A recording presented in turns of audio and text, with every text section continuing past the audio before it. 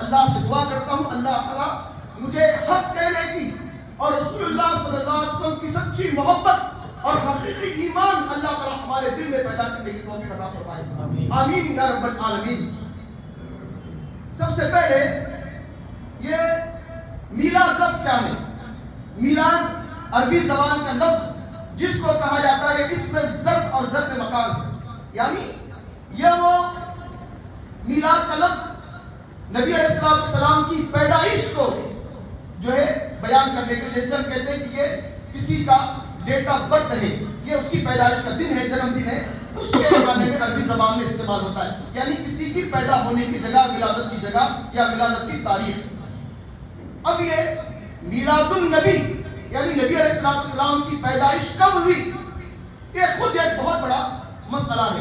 اللہ تعالیٰ نے جب ہمارے نبی علیہ السلام کو اس زمین پہ پیدا فرمایا تو پھر اس وقت اللہ کے نبی علیہ السلام ظاہر ہے ایک جو ہے یتیم بچے کی حیثیت سے قریش کے خاندان میں مکہ کی سرزمین پر آپ کا جنم ہوا۔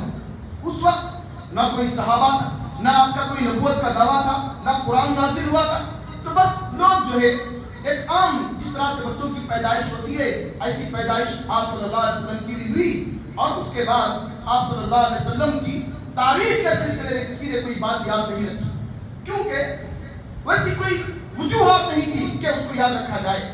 البتہ اتنا طے ہے کہ اللہ کے نبی علیہ السلام جس وقت اس ملک یعنی آپ جب پیدا ہوئے تو اس وقت جو ہے ربیع الاول کا مہینہ تھا، اور اس پر بھی اتفاق ہے کہ ربیع الاول کے مہینے میں اللہ کے نبی صلی اللہ علیہ وسلم کو کس تاریخ میں پیدا ہوئے یہ کوئی نہیں کہتا۔ اب وہ تاریخ کسی نے کہا کہ 12 ربیع الاول ہے، کسی نے کہا کہ 9 ہے، اور کسی نے کہا کہ 8 ہے، اور کسی نے کہا کہ 11 ہے، اور کسی نے اور بھی بتائی، بہت سارے تاریخیں بیان کی ہیں، مگر زیادہ مشہور 12 اور 9 کا قول ہے، 12 یا 9 میں سے۔ مگر سیرت کی بڑی مشہور کتاب الرحیق المختوم میں علامہ صفی مبارک پوری، جن کی کتاب کو پوری دنیا میں پہلا انعام عطا کیا گیا تھا، پہلا انعام اس کو ملا تھا اس کی تحقیق کی بنیاد پر، تو اس کتاب میں علامہ صفی مبارک پوری کہتے ہیں کہ تمام روایتوں کو جمع کرنے سے بات واضح ہوتی ہے کہ اللہ کے نبی علیہ السلام کی پیدائش کا دن پیر کا تھا، جیسے حدیث اندر آیا ہے، اور وہ پیر کا دن 12 کو نہیں آ سکتا، وہ 9 کو آئے گا، اس لیے زیادہ بہتر رائے نہیں ہے کہ 9 تاریخ کے آپ کا پیدائش کا دن ہو۔ یہ بات جو ہے علامہ صفی مبارک پوری نے رکھی۔ اب اس کے بعد پیارے نبی علیہ السلام کی زندگی میں کئی بار یہ دن آتا رہا جاتا رہا۔ 63 سال کی آپ کی زندگی اور نبوت کی زندگی 23 سال کی، اس کے اندر آپ نے کبھی اپنی پیدائش کی تاریخ بیان نہیں کی۔ اس کے بعد صحابہ کا دور آیا، تابعین کا دور آیا، تبع تابعین کا، ائمہ کا، محدثین کا، یہ چلتا رہا۔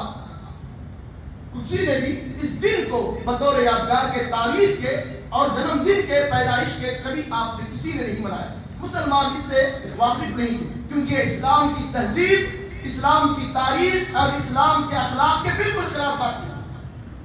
اب اس کے بعد ملک مصر میں فاطمی خلیفہ شیعہ کا ایک گروپ ہے، فاطمی کہلاتا ہے، یعنی شیعہ میں ایک گروپ ہے جو حضرت فاطمہ رضی اللہ تعالی عنہا کے اولاد کو ہی اہل بیت مانتا ہے، ان کو فاطمی کہا جاتا ہے، کیونکہ حضرت علی کی کئی بیویاں تھیں، حضرت علی کی کئی بیویوں میں سے ایک بیوی حضرت فاطمہ بھی تھی، تو فاطمہ کی اولاد کو ہی وہ اہل بیت مانتے، باقی بیویوں کی اولاد کو اہل بیت نہیں مانتے، اس لیے ان کو فاطمی کہا جاتا ہے۔ جب ان کی حکومت آئی مصر میں، انہوں نے دیکھا کہ مصر کے بہت سارے عیسائی لوگ اپنے اپنے جو ہے بڑوں کا اور اپنے نبی کا بھی جنم دن مناتے ہیں۔ کون؟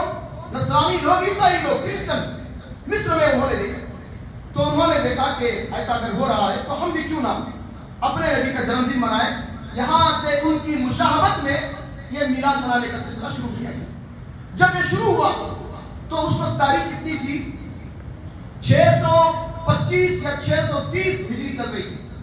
625 اور 630 کے درمیان کا وہ ملک مظفر الکوکبری نام کا ایک بادشاہ تھا، اس نے سب سے پہلے اس میلاد النبی کو منانے کا سرکاری طور پر اعلان کر کے لوگوں کو جمایا، اپنی سیاسی مقاصد کے لیے اس کی شروعات کی۔ اپنی حکومت کو مضبوط کرنے کے لیے اور اسلام کا اظہار کرنے کے لیے کہ کتنا یہ اللہ اس کے رسول کا چاہنے والا ہے، دین کا چاہنے والا ہے، اس کو بتانے کے لیے اس نے یہ چال چلی۔ اب لوگوں نے سوال اٹھائے کہ یہ جو تم میلاد کر رہے ہو اس کی کیا دلیل ہے؟ اس سے پہلے تو کسی نے یہ کام نہیں کیا، کہاں اس کی دلیل ہے؟ یہ اتنا اگر ثواب کا کام ہے تو اس سے پہلے کے نیک لوگوں نے اس کو کیوں نہیں کیا؟ یہ سوال تو بنتا ہے۔ یہی سوال انہوں نے کیا۔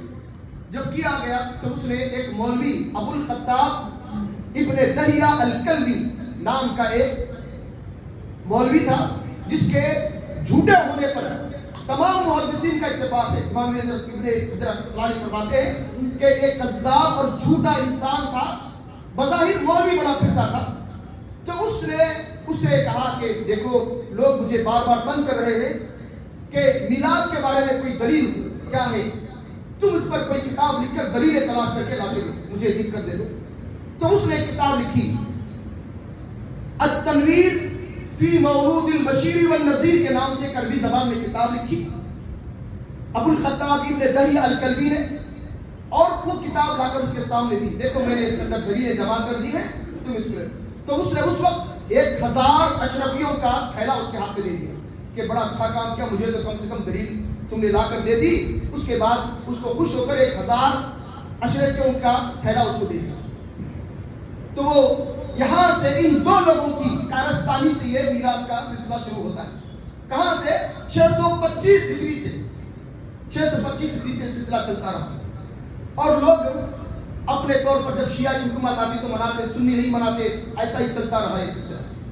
اس کے بعد ہمارے ہندوستان میں جب برٹش یعنی یہاں پر انگریزوں کی حکومت تھی، اس حکومت کے وقت انگریزوں نے ایک تو مسلمانوں کو اور ہندو جو یہاں پر بڑی تعداد میں موجود تھے، ان کو کسی بھی قسم کی گیدرنگ کرنے کی، کسی بھی قسم کا اکٹھا ہو کر جمع ہو کر کوئی اجتماع کرنے سے ان کو روک دیا، کہیں حکومت کے خلاف کوئی سازش نہ کرے۔ حکومت اپنے بچاؤ کے لیے اس نے یہ قانون لگا رکھا تھا، اور خود اپنے ملک یعنی اس برٹش حکومت میں جو بھی لوگ یہاں پر حکومت میں سرکاری طور پر کام کرتے تھے، پولیس میں، آرمی میں، حکومت کے کسی بھی شعبے میں کام کرنے والے انگریز حکومت میں تھے، ہندو مسلمان، ان سب کو 15 دن کی چھٹی دے دیتے تھے کرسمس کے موقع پر۔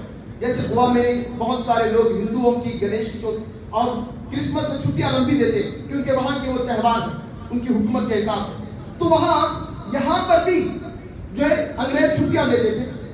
تو مسلمانوں نے اور ہندو نے دونوں بھی سوچا کہ انگریز ہمارے ملک میں باہر سے آئے اور اپنی نبی کے جنم دن پر وہ کرسمس میں 25 دسمبر کو 25 دن یعنی 15 دن کی چھٹیاں دے دیتے ہیں سرکاری طور پر اپنے نبی کی شان بتانے کے لیے، اور ہم ہیں کہ کچھ نہیں کر پا رہے۔ تو ایسے ایک مستری کا نام ہے معراج الدین نام کے، اور اللہ بخش نام کے 2-3 مستری تھے لاہور میں۔ انہوں نے دیکھا کہ یہ اتنی لمبی ان کی چھٹیاں چلتی ہے، خوشی منائی جاتی ہے، ہم بھی اپنے نبی کے جنم دن کے لیے بھی ہم جا کر لائسنس حاصل کر کے ہم بھی میلاد منائیں۔ اور بال گنگادھر تلک جو ہندوؤں کا بہت مشہور لیڈر تھا، اس نے بھی جا کر انگریز حکومت سے یہ کہا کہ آپ ہمیں کسی بھی سیاسی اجتماع اور جو ہے گیدرنگ کرنے سے منع کرتے ہیں، اس لیے ہم ہمارے بھگوان گنیش کا جلوس نکالیں گے، اس کے لیے ہمیں باقاعدہ لائسنس دیا جائے گا۔ تو اس سے پہلے بھگوان گنیش کا بھی جس طرح سے ہندو مانتے ہیں جس کو بھگوان مان کر، اس کا بھی کوئی جلوس اور اس کی بھی کوئی ریلی نہیں نکلتی تھی۔ وہاں سے شروعات بھی، یہ تاریخ کب ہے اس کی یاد رکھیں، 1933 میں لاہور میں سب سے پہلے میلاد کا جلوس موچی دروازہ سے نکالا گیا، اور وہ موچی دروازہ ایک میدان ہے لاہور میں، وہاں سے نکل کر آ کر وہ دادا گنج شکر کے نام کی درگاہ ہے، وہاں پر آ کر رک جاتا ہے پورے شہر میں گھوم پھر کر، اور اس میں نوجوان جو ہے نیزے لاٹیاں تلوار بازی کرتے ہوئے اپنے کرتب دکھاتے ہوئے نکلتے تھے، اور جھنڈیاں سب چیزیں جو کچھ ہو رہا ایسے کچھ چیزیں اس وقت جو ہوتے تھے وہ کر کے نکلتے تھے، مگر اس وقت تک کوئی بھی اس کو شرعی چیز، دین کی چیز اس کو نہیں مانتے تھے۔ سوچتے تھے کہ بس ہندو کر رہے، کرسچن کر رہے، اس لیے ہماری قوم بھی کر رہے۔ بہت ساری اس وقت تحریکیں سب چلتی رہتی تھی۔ یہ پوری رپورٹ آپ کو اخبارات میں اس دور میں جو اخبارات چھپتے تھے اس کے اندر ایک پوری رپورٹ موجود ہے۔ 1933 5 جولائی کو پہلا لاہور کے اندر میلاد کا جلوس نکالا گیا، یعنی تقریباً سمجھیے آپ 90-92 سال پہلے کی بات ہے ہندوستان کے اندر، یہاں سے اس کا آغاز ہوتا ہے۔ اب اس کے بعد ہمیشہ ایک سوال تو رہے گا کہ اس کی شرعی حیثیت کیا ہے۔ کسی بھی مسلمان کے سامنے جب کوئی بات آتی ہے دین کے نام پر تو یہی پوچھے گا، اگر یہ دین کا کام ہے تو پھر اس کے بارے میں ضرور پوچھا جائے گا کہ یہ کہاں ہے، قرآن میں کہاں ہے، حدیث میں کہاں ہے۔ اگر آپ یہ کہیں کہ دین کا کام نہیں ہے، ہم ایسے ہی کریں، تو آپ کو کوئی پوچھنے کی ضرورت نہیں پڑے گی، کیونکہ وہ دنیا کا معاملہ ہے۔ دین کا جب نام لے کر کوئی کام کرے گا تو اس سے سوال ضرور پوچھا جائے گا کہ یہ کہاں سے تم نے لیا ہے، کیونکہ ہمارا دین تو کیا ہے، الیوم اکملت لکم دینکم واتممت علیکم نعمتی ورضیت لکم الاسلام دینا۔ ہمارا دین تو مکمل ہو چکا ہے، اس میں گنجائش نہیں ہے کسی چیز کی ملاوٹ کی، ہمارا دین مکمل ہو چکا ہے۔ اللہ نے قرآن میں اعلان کر دیا سورہ مائدہ کی آیت نمبر 4 کے اندر، اور اللہ کے نبی نے کیا فرمایا، من احدث فی امرنا ھذا ما لیس منہ فہو رد۔ آپ نے فرمایا جو بھی کوئی ایسا کام کرے جو ہمارے دین کا نہیں ہے تو وہ قابل رد ہے، وہ ٹھکرا جائے گا، ریجیکٹڈ ہوگا اللہ کی بارگاہ۔ تو یہ ایسی باتیں ہیں جس میں کسی بھی نئی چیز کی گنجائش باقی نہیں رہی، مگر اس کے بعد لوگوں نے کیا کیا، جب یہ سوالات ہوتے ہیں اب لوگوں کو ایک جو ہے اس کے اندر مزہ آنے لگا، کھیل، نوجوانوں کے لیے منورنجن کا موقع ملا، ناچنے، گانے، چیخنے، چلانے اور ہر جگہ جو ہے اپنے عیاشیوں کے لیے موقع ملنے لگا۔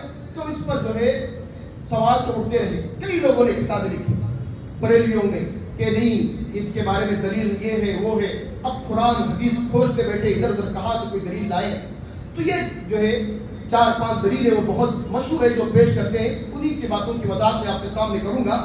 پہلی دلیل جس کو وہ دیتے ہیں سورہ یونس سورہ نمبر 10 اس کی آیت نمبر 57 اور 58، یہ دو آیتوں میں سے ایک آیت کو دیتے ہیں 58 والی، 57 اس سے پہلے والی آیت کو بیان نہیں کرتے کیونکہ ان کی بیماری کا علاج اس کے اندر موجود ہے، ان کا جواب اس کے اندر ہے، اس لیے وہ نہیں بتائیں گے کون سی بعد والی آیت، قل بفضل اللہ، اللہ کے فضل سے، وہ برحمتی، اور اللہ کی رحمت سے، فلیفرحوا، ان کو چاہیے کہ خوش ہو جائیں، وہ خیر مما یجمعون، اور یہ بہت بہتر ہے ان چیزوں سے جس کو جمع کر رہے ہیں۔ اب اس پہ دیکھو اللہ نے اللہ کے فضل اور اس کی رحمت پر خوش ہونے کا اللہ نے حکم دیا، اس لیے ہم خوش ہو رہے، خوشی منا رہے، اس کے اندر کیا برا؟ قرآن میں تو خود اللہ نے بتایا، اور اللہ کے نبی صلی اللہ علیہ وسلم اللہ کا فضل ہے، اللہ کی رحمت ہے، یہ اس کا معنی بتایا گیا۔ اب لوگ کہتے ہیں قرآن میں تو موجود ہے، پھر کیوں نہیں کر رہے؟ اصل میں یہ آیت کریمہ نبی علیہ السلام کے بارے میں ہے ہی نہیں، یہ آیت کس کے بارے میں ہے؟ قرآن کے بارے میں۔ اس سے پہلے والی آیت آپ دیکھیں اللہ نے کیا فرمایا، آیت نمبر 58 ہے جو میں نے ابھی پڑھی، اس سے پہلے والی 57، ایک نمبر آیت آپ پیچھے جائیں، اللہ نے کیا فرمایا، یا ایھا الناس قد جاءکم موعظۃ من ربکم وشفاء لما فی الصدور۔ اللہ نے فرمایا لوگوں یاد رکھو، یقیناً تمہارے پاس اللہ کی طرف سے ایک نصیحت آ چکی ہے قرآن کی شکل میں، اور وہ شفا کا کام کرتی ہے، وہ نصیحت، وہ قرآن جو تمہارے دلوں کے اندر شک و شبہ اس کو پاک و صاف کر دیتی ہے، شرک کی گندگی، کفر کی اور ہر قسم کے شک و شبہات اللہ قرآن کے ذریعے سے دور کر دیتا ہے۔ یہ قرآن کو کیا اللہ نے کہا، شفاء لما فی الصدور، یہ تمہارے لیے اللہ کی طرف سے نصیحت ہے، تمہارے رب کی طرف سے، اور یہ ساتھ ہی ساتھ کیا ہے، تمہارے بیمار دلوں کی شفا اس کے اندر اللہ نے رکھی ہے۔ وہ ہدی و رحمت للمؤمنین، اور ہدایت ہے، رحمت ہے ایمان والوں کے لیے۔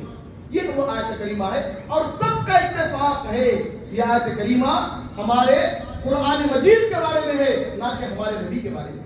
کس کے بارے میں ہے؟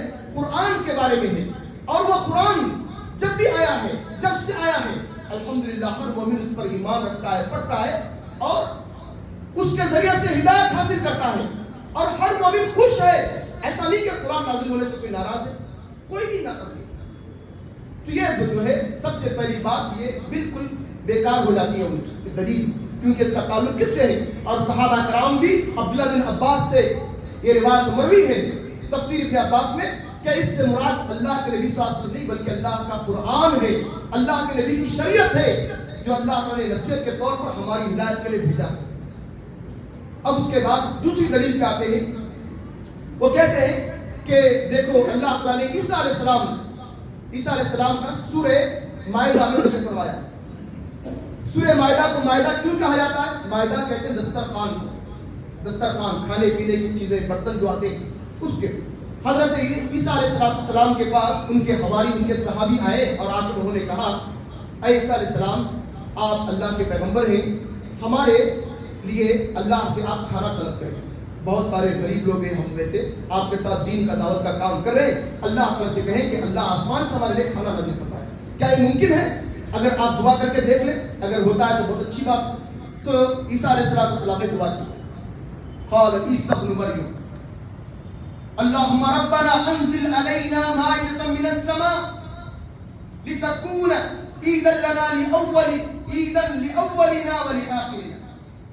حضرت عیسیٰ علیہ السلام نے اللہ سے کہا اے ہمارے رب، اے ہمارے پروردگار، تو آسمان سے دسترخوان نازل فرما دے، کھانے پینے کی چیزیں اتار دے، اور وہ دن جس دن تو اتارے گا ہم اس کو عید کا دن بنا لیں گے، اپنے اگلوں کے لیے اور پچھلوں کے لیے۔ اب اس میں دلیل کیا لیتے ہیں؟ دیکھو عیسیٰ علیہ السلام نے کہا کہ ہم عید منائیں گے، اللہ تعالیٰ آسمان سے کوئی چیز اتارے گا تو دسترخوان۔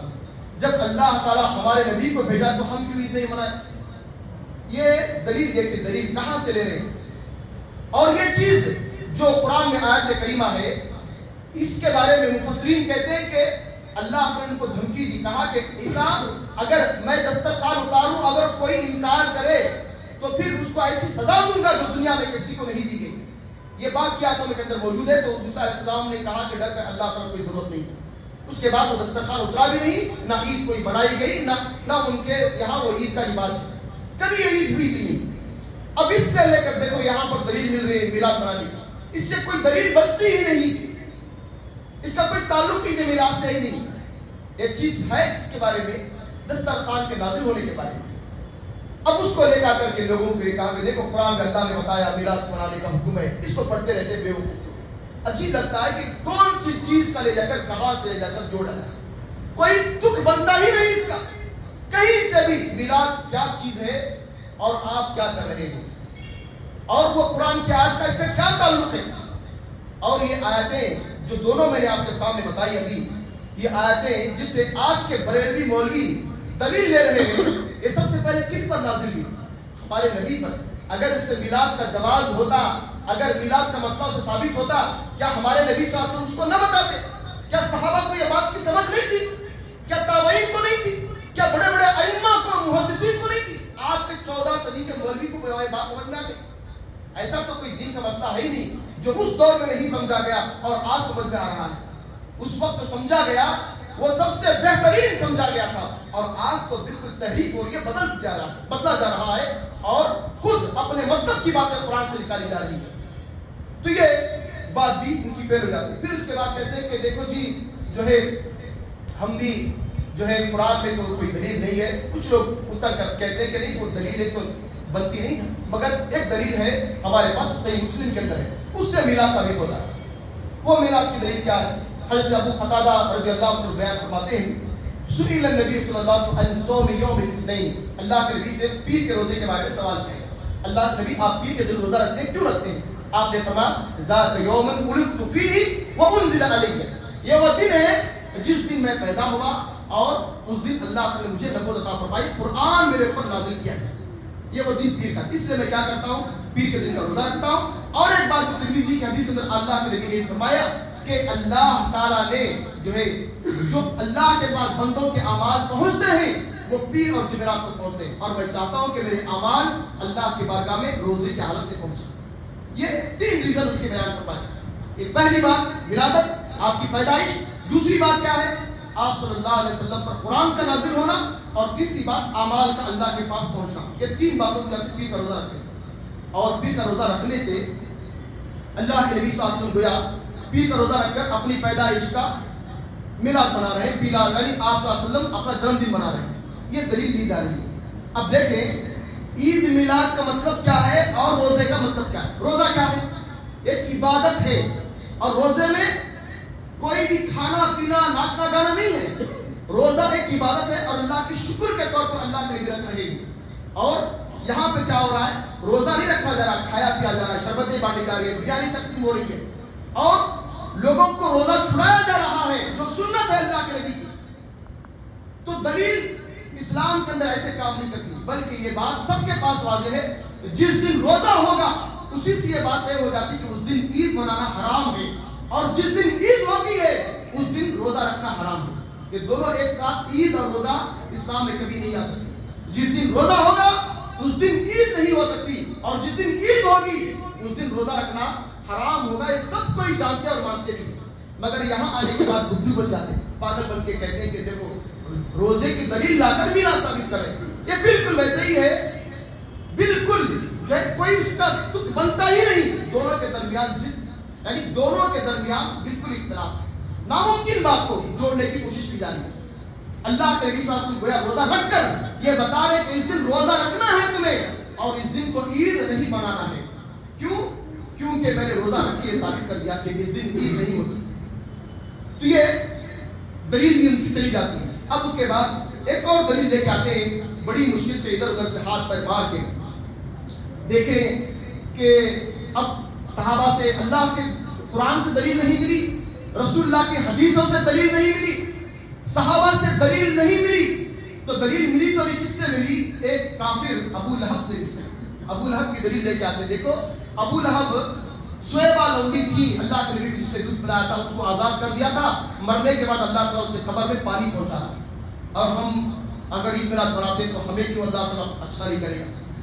دلیل دیکھیں، کافروں کے ایک کافر انسان ابو لہب، جس کے بارے میں اللہ نے پورا سورہ نازل فرمایا، تبت یدا ابی لہب و تب، ابو لہب کے دونوں ہاتھ ٹوٹ جائے اور تباہ و برباد ہو جائے، ما اغنی عنہ مالہ وما کسب، اور جو کچھ اس نے کیا، جو کچھ اس نے مال جمع کیا، جو کچھ اس نے اعمال کیے، سب کے سب برباد اور تباہ ہو گئے۔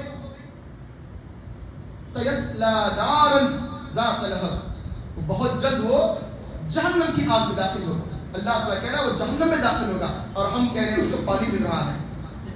اور دلیل کیا دے رہے؟ اس نے اللہ کے نبی صلی اللہ علیہ وسلم کی پیدائش کی خوشی میں اس سویبہ لونڈی کو آزاد کر دیا، حالانکہ تاریخی طور پر بھی یہ بات غلط ہے، سویبہ لونڈی کو اس نے آزاد نہیں کیا تھا، بلکہ وہ ہجرت کر کے مسلمان ہونے کے بعد ہجرت مدینہ کے وقت وہ آئی تھی آزاد ہو کر، ابو لہب کے مر جانے کے بعد یا ابو لہب کی زندگی میں، مگر مسلمان ہونے کے بعد وہ واپس آئی۔ ابو لہب نے اس کو آزاد نہیں کیا تھا، تاریخی طور پر بھی یہ بات غلط ہے۔ تو اس طرح سے دلیلیں ڈھونڈی گئی۔ اب ان کو پوچھا گیا کہ اگر میلاد ایک سنت ہے، شریعت کا عمل ہے، تو اس کی دلیل ابو بکر سے ملنی چاہیے تھی، عمر فاروق سے ملنا چاہیے تھا، عثمان غنی، علی مرتضیٰ، اتنے بڑے بڑے صحابہ جو اللہ کے نبی صلی اللہ علیہ وسلم کے لیے شہید ہونے کے لیے بے چین رہتے تھے، آپ پر جان نچھاور کرنے، قربان ہونے کے لیے تڑپتے تھے، ان سے یہ دلیل کیوں نہیں ملی؟ ایک ملی تو بھی کس سے؟ کافر سے ملی۔ یہ ابو لہب کی سنت تو ہو سکتی ہے، رسول اللہ کی سنت کبھی نہیں ہو سکتی، ابو بکر کی اور عمر کی سنت نہیں ہو سکتی، یہ بالکل واضح۔ اب اس کے بعد سب یہ دلیلیں فیل ہو جاتی ہیں، جب بات چیت ہوتی ہے تو آخر میں لوگ آ کر پانچویں دلیل پہ رکتے ہیں۔ کتنی دلیلیں ہو گئی؟ 4 دلیلیں ہوگی۔ اب آتے ہیں آخری دلیل، پانچویں دلیل پر۔ دیکھو بھائی قرآن حدیث میں نہیں ہے، ہمیں بھی معلوم ہے یہ قرآن حدیث میں نہیں، اور رسول اللہ کے دور میں نہیں منایا گیا، صحابہ نے نہیں منایا، تابعین نے نہیں منایا، کسی نے نہیں منایا، مگر ہم منا رہے ہیں۔ کیوں منا رہے ہیں؟ اس لیے کہ ہم نے دیکھا ہر آدمی اپنے اپنے بڑے کا جنم دن منا رہا ہے۔ نچلی ذات کے لوگ امبیڈکر کا جنم دن منا رہے ہیں، جین بدھ کا اور جین مذہب والے اپنے جو ہے مذہب کے بڑے کا جنم دن منا رہے ہیں، ہندو اپنے گرو نانک، سکھ گرو نانک کا جنم دن منا رہے ہیں، اور ہم مسلمان ہو کر اپنے نبی کا جنم دن منا رہے ہیں۔ اس میں کیا برا ہے؟ تو یہ چیز، اور اسی بہانے ہم لوگ کیا کرتے ہیں؟ اللہ کے نبی کو یاد کرتے ہیں۔ اللہ کے نبی صلی اللہ علیہ وسلم سال میں ایک بار یاد کرنے کی شخصیت نہیں ہے۔ اللہ کے نبی صلی اللہ علیہ وسلم ہمارے سانسوں میں بسے، ہمارا ہر عمل، زندگی کا چھوٹا ہو یا بڑا، دین سے متعلق ہر عمل میں اللہ کے نبی کی اتباع ضروری ہے۔ ہر عمل میں اللہ کے نبی ہمارے ساتھ ہونا چاہیے، اور ہمارے ذہن دماغ میں ہونا چاہیے آپ کی سنتیں، آپ کا طریقہ۔ کوئی آدمی اگر سال میں پر اللہ کے نبی کو یاد کرنے کا ذریعہ بنا لے، سال بھر بھول کر بے نمازی بنا رہے، آپ کی سنتوں کی مخالفت کرتا رہے، تو یہ تو کوئی دکھ نہیں بنتی۔ یہ تو دنیا کے لیڈروں کے لیے ہو سکتی ہے بات، مگر رحمت للعالمین امام الانبیاء والمرسلین کے لیے بات آپ کی شان کے خلاف ہے۔ اللہ تعالیٰ نے آپ کے ایسا انتظام فرمایا ہے کوئی مسلمان کبھی بھول ہی نہیں سکتا اللہ کے نبی کی شخصیت. آپ اذان سنیں گے اللہ کے نبی کا نام, اقامت میں اللہ کے نبی کا نام, نماز میں اللہ کے نبی کا نام, ہر بیان ہر واز میں اللہ کے نبی کا نام, ہر دعا میں اللہ کے نبی کا نام. اب کہاں میں بتاؤں, اتنی اللہ کے نبی کی جو ہے شخصیت ہماری زندگیوں کے اندر موجود ہے, ہم چاہ کر بھی بھلا نہیں سکتے اللہ کے نبی علیہ السلام کو. تو یہ 5 دلیلیں تھی جو پوری کی پوری بیکار جاتی ہیں. اب اس کے بعد ہم میلاد النبی کیوں نہیں کرتے, اس کی کیا وجہ ہے, اس کی 10 بات. یہ 5 دلیلیں ان کی تھی جو میں نے آپ کے سامنے بیان کر دی. اب اس کے بعد 10 دلیلیں ان باتوں کی جو ہم نہیں کرتے. عید میلاد نہ کرنے کی وجوہات کیا ہیں, ایک وجہ نہیں 10 وجوہات میں بیان کر رہا ہوں, ایک ایک کر کے یاد رکھیں. پہلی وجہ یہ ہے کہ سب سے پہلی وجہ یہ ہے کہ اللہ کے نبی علیہ السلام کی تاریخ پیدائش کو اللہ تعالیٰ نے محفوظ نہیں رکھا. اگر عید میلاد منانا ضروری ہوتا تو اللہ تعالیٰ آپ کی پیدائش کی تاریخ کو بھی محفوظ کر دیتا. وہ کلیئر لکھی جاتی, قرآن میں کئی حدیث میں آ جاتی کہ یہ تاریخ کو اللہ کے نبی پیدا ہوئے, اس دن ہمیں ایک چیز کرنا ہے. اللہ تعالیٰ نے آپ کی پیدائش کی تاریخ کو محفوظ نہ رکھنا خود اس بات کی دلیل ہے کہ میلاد اسلام میں جائز نہیں. دوسری بات, اللہ کے نبی علیہ السلام جس دن پیدا ہوئے اسی دن جس طرح سے 12 ربیع کہا جا رہا ہے, 12 ربیع الاول ہی پر اللہ کے نبی علیہ السلام کی وفات ہوئی. اس دن کے بارے میں حضرت انس فرماتے ہیں اللہ کے نبی صلی اللہ علیہ وسلم کی وفات کی مصیبت ہم پر ایسے ٹوٹ پڑی کہ ہمیں مدینے کے دن میں بھی اندھیرے نظر آتے تھے. اس قدر ہمیں افسوس, اس قدر ہمیں غم لاحق ہوا اللہ کے نبی کی اس دنیا سے چلے جانے سے. اما جو ہے بے شمار صحابہ کے اقوال ہیں, اس میں سے حضرت بی بی فاطمہ رضی اللہ تعالی عنہا آپ کی بیٹی بیان فرماتے ہیں اللہ کے نبی کی وفات سے, اللہ کے نبی کی موت سے جو ہمیں تکلیفیں, جو مصیبتیں ہم پر پہنچی ہیں, فرماتی ہیں لو سبت علی المصائب, کہتی ہیں کہ میرے اوپر جو مصیبتیں ٹوٹ پڑی ہیں رسول اللہ کی وفات کے بعد, لو سبت علی النہاری علی الایام لسرنا اللیالی, کہتے ہیں کہ اگر وہ مصیبتیں دنوں کے اوپر سورج کے اوپر بھی پڑ جاتے تو سورج بھی کالا ہو جاتا اور دن اندھیرے بن جاتے. اتنی مصیبتیں مجھ پر آئی ہیں اللہ کے نبی کی وفات کے بعد. اور اس وفات کا دن اسلام کی تاریخ میں اس قدر غمناک دن, اس سے بڑی مصیبت امت پر نہیں آئی. اللہ کے نبی کی وفات کی جو مصیبت ہے, اس سے بڑی مصیبت دنیا میں کوئی اور ہو نہیں سکتی ایمان والے کے. مگر اس دن کو بھی اللہ نے نہ غم منانے کا حکم دیا ہے اور نہ ہی اس کو عید منانے کا حکم دیا ہے. مگر یار لوگوں نے اس کو خوشی کا دن بنا دیا اسی 12 ربیع الاول. اور اس پر اتفاق ہے کہ اللہ کے نبی علیہ السلام کی وفات کا دن 12 ربیع الاول تھا. تو اب تیسری دلیل کیا ہے؟ تیسری دلیل یہ ہے کہ اللہ کے نبی صلی اللہ علیہ وسلم جو ہے اس دن پیر کو ہر سال میں 55 مرتبہ یا 56 مرتبہ روزہ رکھ کر کے آپ نے یہ ثابت کیا کہ پیر کا دن کیا ہے, وہ روزہ رکھنے کا دن ہے. میری پیدائش کا دن روزہ رکھ کر اس کا شکریہ ادا کیا جائے گا, نہ کہ میلاد منا کر, جشن منا کر, عید منا کر.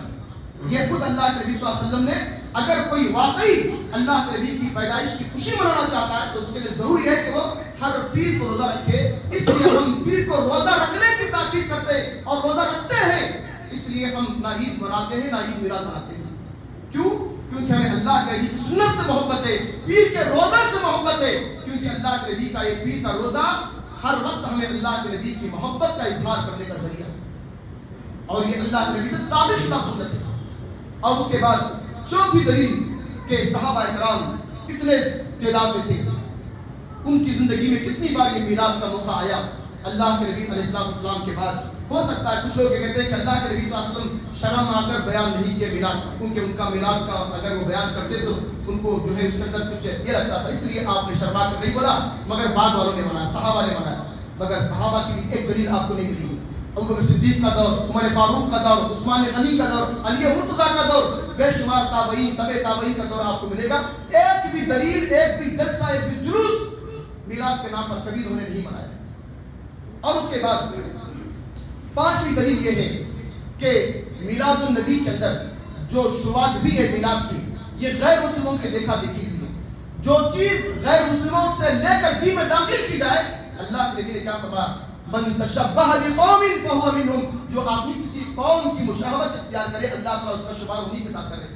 جو آدمی اللہ کے نبی کے ساتھ اپنا حشر چاہتا ہے، صحابہ کے ساتھ چاہتا ہے، تو صحابہ کی سنت پر چلے، اور جو کوئی غیروں کے عمل پر جو ہے مشابہت پر اختیار کر کے ان کو جو ہے دین پر عمل کرے گا، ان کے یا ان کے طریقوں پر اختیار کرے گا، اللہ تعالیٰ ان کا حشر ان کے ساتھ کروا دے گا. اس لیے ہمیں اللہ کے نبی کے اور صحابہ کے ساتھ ہمارا حشر اللہ فرما دی، یہ دعا ہم کرتے ہیں. اسی لیے اللہ تعالیٰ ہم کو سنت پر باقی اور قائم رکھے، آمین. اور اس کے بعد جو ہے چھٹی دلیل یہ ہے کہ اس کے اندر جو فضول خرچ ہوتی ہے، آپ دیکھا ہوگا کتنی لائٹیں، کتنے جھنڈیاں، کتنا جو ہے سڑکیں سجا کر ایک دن کے لیے کروڑوں روپے امت کے برباد ہو رہے ہیں.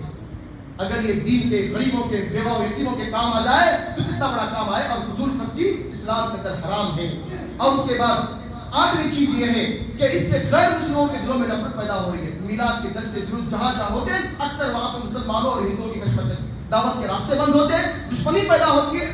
وہ بدلہ لینے کے لیے اپنے تہوار کا انتظار کرتے ہیں، اور ہم ان کا بدلہ لینے کے لیے اپنے میلاد اور عرس کا انتظار کرتے ہیں. ایسے چلتے چلتے یہ چیز اس قدر بڑھ گئی ہے، آج یہ فساد کے ذریعے بن چکے ہیں. اور نویں دلیل اس کی یہ ہے کہ اس کے اندر بدعقیدگی والی باتیں ہوتی ہیں. اللہ کے نبی صلی اللہ علیہ وسلم کو اللہ سے بڑا چڑھا کر بیان کرنا، جھوٹی باتیں بیان کرنا، غلو، اور یہ عقیدہ رکھنا کہ اللہ کے نبی ہر میلاد کی محفل میں آتے ہیں اور ہمارا سلام سنتے ہیں. یہ عقیدہ بد عقیدہ رکھتے ہیں، اس لیے بھی یہ چیز ہم نہیں مناتے. اور 10ویں چیز اور آخری چیز یہ ہے کہ اس میلاد کے لیے لوگوں نے بہت ساری جھوٹی باتیں گھڑ رکھی ہے کہ جبریل آئے، فلاں جگہ جھنڈا لگایا، ہم بھی جھنڈا لگا رہے، فلاں جگہ یہ ہوا، اور حوریں آئی، اللہ کے نبی کو جھولا جھلایا، وہ ہوا، یہ ہوا. کتنی جھوٹی باتیں بیان کی گئی، کسی بھی حدیث میں اس کا ثبوت نہیں ہے. جو جھوٹی بات اللہ کی طرف منسوب کرے، اللہ کی لعنت ہے اس پر، اس کے رسول کی لعنت ہے. اور اللہ کے نبی نے کیا فرمایا؟ من کذب علی متعمدا فلیتبوأ مقعده من النار. جو آدمی جان بوجھ کر مجھ پر جھوٹ بولے، اپنے مطلب کے لیے جھوٹی حدیث بیان کرے، تو اس انسان کا ٹھکانہ جہنم ہے. وہ دنیا میں سمجھ لے. اتنی سخت وعید ہونے کی وجہ سے یہ 10 وجوہات جس کی بنیاد پر ہم میلاد نہیں مناتے. اللہ کے نبی صلی اللہ علیہ وسلم کے سنت اور آپ کے طریقے کے مطابق پیر کا روزہ رکھنے کی تاکید کرتے ہیں اور رکھنے کی کوشش کرتے ہیں. اللہ ہم کو سنت پر باقی رکھے اور ایسے بدعات اور خرافات سے اللہ ہم کو محفوظ رکھے. آمین یا رب العالمین. وصلی اللہ علی نبینا محمد وعلی آلہ وصحبہ اجمعین.